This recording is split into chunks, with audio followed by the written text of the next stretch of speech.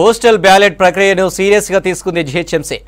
గతంలో వచ్చిన విమర్శలు రిపీట్ కాకుండా ఈసారి తగిన జాగ్రత్తగా తీసుకోవాలని అధికారులను ఆదేశించారు జిల్లా ఎన్నికల అధికారి GHMC commissioner Ronald Ross. Postal ballot ప్రక్రియ అత్యంత పకడ్బందీగా నిర్వహించాలని సూచించారు. పోస్టల్ బ్యాలెట్ ప్రక్రియలో ఏదైనా ఇబ్బందులు తలెత్తితే అధికారులపై చర్యలు ఉంటాయని హెచ్చరించారు రొనాల్డ్ రాస్.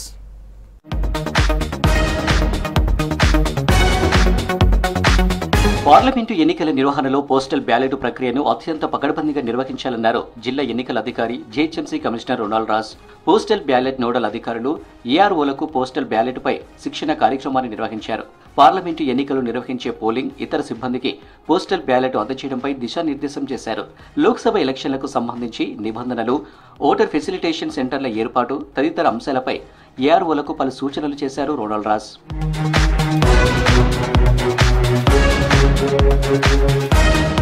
ఎలక్షన్ సిబ్బందికి ఓటు హక్కు వినియోగించుకోవడానికి ఈసీ పోస్టల్ బ్యాలెట్ సౌకర్యాన్ని కల్పించిందన్నారు జిల్లా ఎన్నికల అధికారి.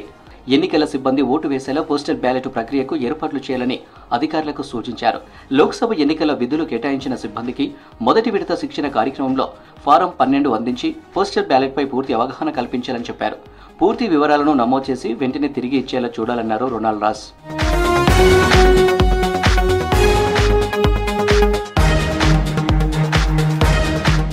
పోస్టల్ బ్యాలెట్ కొరకు దరఖాస్తు చేసుకున్న ఎన్నికల సిబ్బందికి ఓటర్ ఫెసిలిటేషన్ సెంటర్లో ఓటు వేసే విధంగా ఏర్పాట్లు చేయాలని అధికారులకు సూచించారు రొనాల్డ్ రాస్.